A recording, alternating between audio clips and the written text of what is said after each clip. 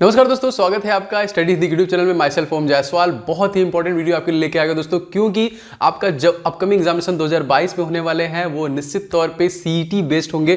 तो दोस्तों ये एनआरए सीईटी क्या है, क्या आपका ग्रुप डी जो एग्जामिनेशन है वो भी इसी बेस पे होने वाला है? बहुत सारे ऐसे क्वेश्चन है, लेकिन हम लोग इस पर्टिकुलर वीडियो में दोस्तों कंप्लीट एनआरए सीईटी के बारे में देखेंगे। एनआरए मतलब national recruitment agency and CET मतलब कॉमन एलिजिबिलिटी टेस्ट। इसको कंप्लीट में बताऊंगा। ये एग्जामिनेशन साल में कितने बार होंगे, वैलिडिटी क्या है, उसके सिलेबस क्या होंगे, क्या पूछे जाते, ए टू जेड सारी चीजें आपको इस वीडियो में मिलने वाली है।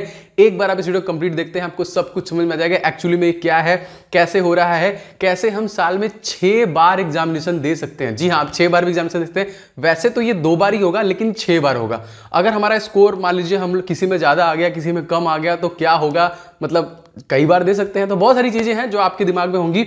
इस पर्टिकुलर वीडियो में दोस्तों सब कुछ कंप्लीट होने वाला है। दोस्तों जो एनआरए सीईटी है, ये आपका जो हमारे यूनियन मिनिस्टर हैं डॉक्टर जितेंद्र सिंह, इनके द्वारा भी घोषणा की जा चुकी है और ये 2020 अगस्त से ही आ चुका है। लेकिन उन्होंने कहा है कि अर्ली 2022 मतलब आपका 2022 के स्टार्ट में ही इसको स्टार्ट कर दिया जाएगा। तो जितनी भी वैकेंसीज आएंगे इनके प्रीलिम्स एग्जामिनेशन, जैसे रेलवे के, एसएससी के और बैंकिंग के, वो सारे ये जो एनआरए सीईटी है इसी बेस्ड पे होने वाला है। बाकी जो मेंस एग्जामिनेशन है वही सब कराएंगे, उसमें हम लोग उसको भी डिस्कस करेंगे कि क्या क्या है और कौन कौन से लोग इसमें बैठ सकते हैं, दे सकते हैं। क्या रेलवे, बैंकिंग और आपका एसएससी के अलावा भी कोई इंक्लूड होगा? सारी चीजों को हम लोग दोस्तों इस वीडियो में देखने वाले हैं। इस वीडियो को लाइक कर दीजिएगा, दोस्तों के साथ शेयर जरूर कीजिएगा। कंप्लीट वीडियो है, आप ध्यान से पूरा लास्ट तक जरूर देखिएगा। चलिए स्टार्ट करते हैं दोस्तों। चलिए कंप्लीट एकदम ब्रीफली मैं आपको यहाँ पे बताने वाला हूँ एनआरए सीईटी के बारे में, प्लस कौन कौन लोग बैठ सकते हैं, एग्जामिनेशन कौन कौन से हैं, टॉपिक कौन कौन से आएंगे, कौन कौन से परीक्षाएं होने वाली हैं। तो सब कुछ यहाँ पे दोस्तों इस पर्टिकुलर वीडियो में आपको कवर करना है। देखिए सबसे पहले एनआरए क्या है दोस्तों, तो जैसे जो एग्जामिनेशन है, देखिए 2 बोर्ड होती है। एक तो एजेंसी होता है जो कि रिक्रूटमेंट निकालता है, जैसे एसएससी हो गया, आपका बैंकिंग हो गया, आपका रेलवे हो गया, ये सारे रिक्रूटमेंट। और एक दोस्तों होता है जो एग्जामिनेशन कंडक्ट कराता है। तो जैसे टीसीएस वाले ने एग्जामिनेशन रेलवे का कंडक्ट कराया है, एनटीपीसी का आप लोगों ने देखा था। उसी प्रकार दोस्तों अब ये तीनों कंबाइन करके एक तरीके से कह लीजिए भारत सरकार के द्वारा एनआरए ला दिया गया है, नेशनल रिक्रूटमेंट एजेंसी, जो कि आपका कॉमन एलिजिबिलिटी टेस्ट कराने वाली, सीईटी परीक्षा कराने वाली है। अच्छा, ये देखिए अनाउंसमेंट 2020 में ही हो गया, जैसे मैंने आपसे बताया। डॉक्टर यूनियन हमारे मिनिस्टर हैं डॉक्टर जितेंद्र सिंह के द्वारा पहले ही ये बताया जा चुका है कि 2022 में पक्का ये आ जाने वाला है, एकदम कंफर्म है कि फरवरी के महीने से, जनवरी से फरवरी के महीने में आपको आ जाएगा। तो दोस्तों सीईटी जो है इसमें 3 एग्जामिनेशन होंगे, रेलवे, एसएससी और बैंक। अच्छा, ये एग्जामिनेशन कंबाइन रूप से होंगे, मतलब इनके सिलेबस को एक साथ करके उसको कर दिया गया है सीईटी।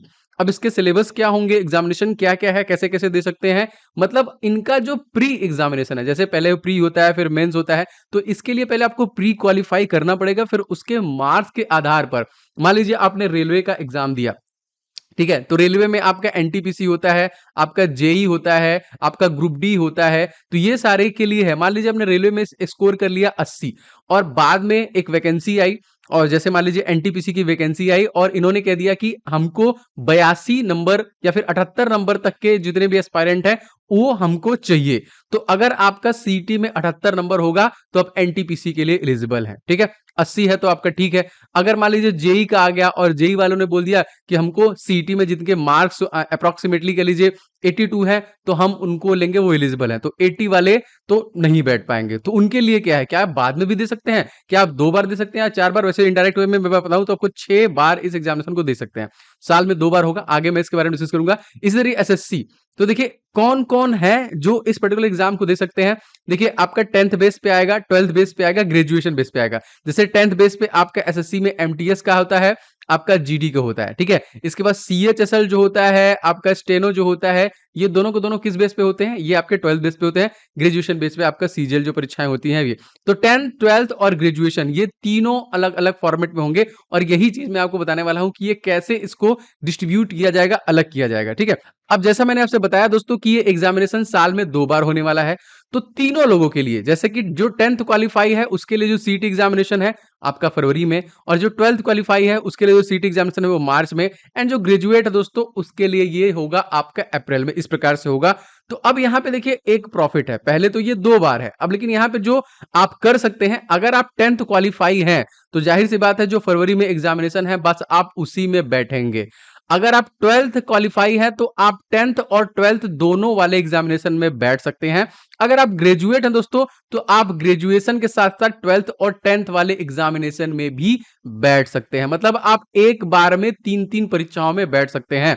अगर मान लीजिए, अगर मतलब जैसे आप सीजीएल प्रिपरेशन कर रहे हैं, अगर आपको लगता है यार हमको एमटीएस भी मिल जाता तो मेरा बढ़िया रहता, तो आप 10th का भी एग्जामिनेशन दे लीजिए, आपका स्कोर वही आ जाएगा। तो एमटीएस मतलब 10th बेस पे जो भी एग्जामिनेशन, जो रिक्रूटमेंट निकलेगी, आप जो मान लीजिए आपका एसएससी निकालेगा, जो भी वैकेंसी निकालेगी वो एक नंबर देगी, मान लीजिए दे दिया 70 नंबर कि हमको इतने नंबर तक के बच्चों हमारे जो फॉर्म है डायरेक्टली फिल कर सकते हैं मेंस एग्जामिनेशन के लिए। तो अगर आपका नंबर 70 है तो आप उसको आसानी से फिल कर सकते हैं। इसी प्रकार से 12th बेस पे है तो आप 12th का, ग्रेजुएशन बेस पे है तो ग्रेजुएशन, मतलब जो ग्रेजुएट हो गया है वो तीनों परीक्षाओं को दे सकता है। अगर आप 10th पास किए हैं तो बस 10th वाला देंगे, 12th पास किए हैं तो 10th एंड 12th दोनों वाला देंगे, एंड ग्रेजुएशन है तो आपका तीनों एग्जामिनेशन। अच्छा, दूसरा सबसे बड़ा क्वेश्चन, अब देखिए ये तो हो गया आपका 3 बार, इसके बाद फिर आपका 6 महीने बाद, जैसा मैंने आपसे कहा कि ये साल में 2 बार होगी, और इसकी वैलिडिटी जो होगी वो कितने साल की होगी दोस्तों? इसकी वैलिडिटी जो होगी वो 3 साल के लिए इसकी वैलिडिटी रहेगी। अगेन आप एग्जामिनेशन में बैठ सकते हैं, सेकेंड टाइम भी अगर आप ग्रेजुएट हो तो 3-3 6 बार एग्जामिनेशन दे सकते हैं। तो आप बोलेंगे सर 6 बार एग्जामिनेशन देंगे, मान लीजिए आपका पहले एग्जामिनेशन में 70 नंबर आया, दूसरे एग्जामिनेशन में 72 नंबर आया, तीसरे एग्जामिनेशन में 78 नंबर आया। वैसे तो इनडायरेक्ट वे में देखा जाए, ग्रेजुएशन, मान लीजिए ग्रेजुएशन पकड़ते हैं तो पहले ग्रेजुएशन में 80 आ गया, दूसरे वाले में 78 आ गया, तो आप बोलोगे सर तो मैंने दूसरा बार तो एग्जामिनेशन दिया ज्यादा के लिए, लेकिन यहाँ पे नंबर कम आए। लेकिन इसमें मान्यता जो होगी वो हमेशा ज्यादा वाले नंबर की ही होगी, याद रखिएगा। आप बार बार इसके एग्जामिनेशन दे सकते हैं, जब भी आपका 80 आ गया तो इसकी वैलिडिटी जो होगी वो 3 साल तक के लिए होगी। 3 साल के लिए जो भी वैकेंसी निकलेगी, जो आपका मांगेगा कि हमको 80 नंबर वाले बच्चों को एग्जामिनेशन फॉर्म फिल कर सकते हैं डायरेक्टली, उनका जो मेंस के लिए एग्जामिनेशन होगा, तो बस आप 3 साल के लिए वैलिड है। अगर आप चाहें तो फिर से एग्जामिनेशन दे सकते हैं, इसको 82 कर सकते हैं, इसको 87 कर सकते हैं, इसको 89 भी कर सकते हैं। बार बार एग्जाम 3 साल के भीतर भी अगर आप एग्जामिनेशन देंगे तो जो हाईएस्ट नंबर होगा वही काउंट होगा। सबसे बड़ा जो आप लोग का डाउट था ये मैंने कंप्लीट कर दिया। जो हमारा पेपर पैटर्न है वो क्या है दोस्तों? तो देखिए, जो हमारा, अगर हम बात करें बैंकिंग की, तो उसमें रीजनिंग के, मैथ के, रीजनिंग के, मैथ के, जीए के, एंड कहीं ना कहीं इंग्लिश के क्वेश्चन पूछे जाते हैं। सेम एसएससी का भी पैटर्न है। रेलवे के पैटर्न में कभी कभी क्या कुछ एग्जामिनेशन है, जैसे ग्रुप डी एग्जामिनेशन में आपका इंग्लिश नहीं आता, लेकिन यहाँ पे जो पैटर्न सेट किया गया है वो 25 नंबर का जनरल इंटेलिजेंस रीजनिंग का है, 25 नंबर का जनरल अवेयरनेस है, क्वांटिटी और एप्टीट्यूड 25 नंबर का है, और इंग्लिश कॉम्प्रिहेंसिव आपका 25 नंबर का। टोटल 100 जो कि आपके क्वेश्चन रहेंगे, और मार्क सबके डबल डबल 50-50-50 करके है, 200 नंबर टोटल होंगे। और समय दोस्तों आपका 60 to 90 मिनट हो सकता है। अभी ये टेंटेटिव है, इसमें कोई कंफर्मेशन नहीं है कि बढ़ेगा घटेगा किस प्रकार से रहेगा, लेकिन आपका सिलेबस यही रहने वाला है। ठीक है, तो यहाँ पे देखिए यही पैटर्न है जो कि 12th बेस 10th बेस के उम्मीदवारों को थोड़ा थोड़ा मतलब डिफरेंट होगा, हल्का सा जो अंतर होगा। आप 10th वालों को थोड़ा हल्का क्वेश्चन होगा, 12th वालों को थोड़ा उससे हार्ड, एंड ग्रेजुएशन वालों को थोड़ा उससे हार्ड होगा क्वेश्चन।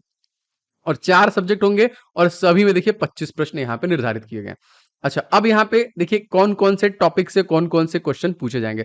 दोस्तों मैं चाहूंगा कि इस वीडियो को आप लोग लाइक एंड शेयर जरूर कर दें। अगर आप इस प्रकार के और वीडियो चाहते हैं, मैं लगातार इंपॉर्टेंट वीडियो आपके लिए बनाता रहता हूं, तो आप लोग लाइक करने के साथ साथ दोस्तों शेयर कीजिएगा कहीं पे भी दोस्तों के साथ, एंड इस चैनल को सब्सक्राइब कर लीजिएगा। लगातार आपको इंपॉर्टेंट वीडियोज में दे रहा हूं, तो आपको आगे भी कुछ भी इंपॉर्टेंट होगा जरूर पहुंचाऊंगा मैं। सिलेबस में देखिए सबसे पहले इंग्लिश कॉम्प्रिहेंसिव में आपका जैसे reading comprehension, error detection, synonyms, antonyms, direct indirect speech है, पैरा जंबल है, फिलिंग द ब्लैंक्स है, आपका क्लोज टेस्ट है, सेंटेंस है, देखिए कंप्लीशन, मिसलेनियस, ये सारे क्वेश्चन पूछे जाएंगे। गणित में आपका वही है, बस लेवल में अंतर होगा। समझ ला कि 10th में आपका थोड़ा लो होगा, 12th में उससे हाई होगा, ग्रेजुएशन में थोड़ा सा हाई हो जाएगा। तो संख्या पद्धति है, आपका CISI है, टाइम एंड वर्क है, आपका प्रॉफिट लॉस है, रेशियो है, आपका परसेंटेज है, क्षेत्रमिति, सिंप्लीफिकेशन, डाटा इंटरप्रिटेशन, ये सारे जो आपके पूछे जाते हैं बेसिकली जो सिलेबस है, इसी से आपका एग्जामिनेशन में क्वेश्चन आएगा। रीजनिंग भी देखिए वही सारा है जो हम लोग लगातार प्रिपरेशन में है। ब्लड रिलेशन, अल्फा न्यूमेरिक है, डेटा सफिशिएंसी, रैंकिंग है, क्लॉक है, सीट वाले, arrangement, puzzle, coding decoding and tabulation, ये सारे के सारे। एंड करंट अफेयर्स आपका सामान्य जागरूकता में देखिए करंट अफेयर्स, राष्ट्रीय और अंतरराष्ट्रीय ध्यान देना पड़ेगा, राष्ट्रीय चिन्ह, राज्यों के प्रोफाइल, प्रतिष्ठित व्यक्ति, खबरों में रहने वाले स्थान, खेल प्रतियोगिता, पुस्तक लेखक, राष्ट्रीय योजनाएं, पुरस्कार, सम्मान, महत्वपूर्ण दिवस, भारत के पड़ोसी देश, एंड बेसिक कंप्यूटर नॉलेज आपको होना चाहिए। तो ये 4 आपको अलग अलग दिए गए हैं, इनका सब कुछ रिवील कर दिया गया। आप आराम से किसी वेबसाइट वगैरह पे सर्च करके इसको देख सकते हैं। यही जो टॉपिक है आपके एग्जामिनेशन में पूछे जाने वाले हैं। कौन कौन से एग्जामिनेशन दोस्तों इस एग्जामिनेशन में कवर होने वाले हैं? सीटी के लिए देखिए एनआरए, सीटी, एसएससी में देखा जाए तो CGL, CPO and CHSL, MTS, steno, जो कि ग्रुप सी एंड डी वाले के लिए है, आपका जीएसटी एंड आपका एसएससी का जो सबसे लोएस्ट सिलेक्शन पोस्ट है एमटीएस भी है। ये सारे एग्जामिनेशन देखिए इससे कवर होने वाला है। इस तरह देखिए आरआरबी जो है यहाँ पे NTPC and group D examination कराएगा। एंड आईबीपीएस दोस्तों, IPS PO, IPS clerk, IPS SO, IPS RRB, PO and clerk जो ग्रामीण बैंक होते हैं वो भी। देखिए अभी तो फिलहाल यही 3 है, एसएससी, बैंक एंड रेलवे। आने वाले समय में दोस्तों डीआरडीओ के जो एग्जामिनेशन होते हैं, आईबी के जो एग्जामिनेशन होते हैं, इनको भी इसमें ऐड किया जाएगा। आप लोग अभी से लग जाइए दोस्तों, इसको आराम से आप क्लियर कर सकते हैं प्री एग्जामिनेशन, लेकिन क्लियर करना बहादुरी नहीं है, इस बात को याद रखिएगा। आपको मैक्स टू मैक्स नंबर लाने हैं। अगर आपका 200 नंबर का या फिर 100 नंबर का जो भी टेंटेटिव है आपका एग्जामिनेशन होता है, तो कम से कम आपको 80 प्लस किसी भी हाल में अपने आप को रखना पड़ेगा। देखिए मैंने आपको पेपर बता दिया, पैटर्न बता दिया, जैसे इसके रिलेटेड कुछ भी इंपॉर्टेंट नोटिफिकेशन वगैरह आएगा तो मैं सबसे पहले आप तक दूंगा। और मैं आने वाले समय में इसके लिए एक पूरा प्लान बना रहा हूं कि कैसे आपको अभी से इसके लिए प्रिपरेशन स्टार्ट कर देनी चाहिए, क्योंकि आप आने वाले एग्जामिनेशन के लिए एलिजिबल रहेंगे, वो भी 3 सालों तक के लिए, अगर आपका अच्छा स्कोर आता है तो।